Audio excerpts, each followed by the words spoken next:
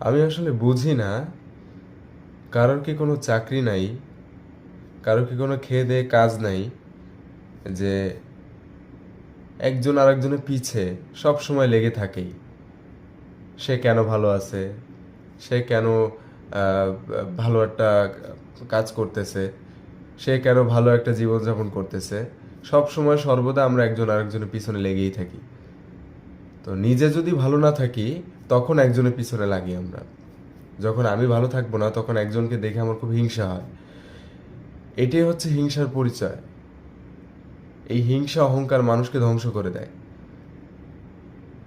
আজকে তোমার সময় খারাপ, আগামীকাল তোমার ভালো হয়ে যাবে, কিন্তু কারো ক্ষতি করে কখনো কোনো দিন তোমার ভালো হবে না।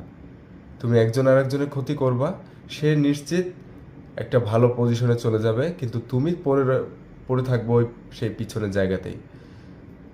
এটাই সময়ের বিচার, এটাই হয়।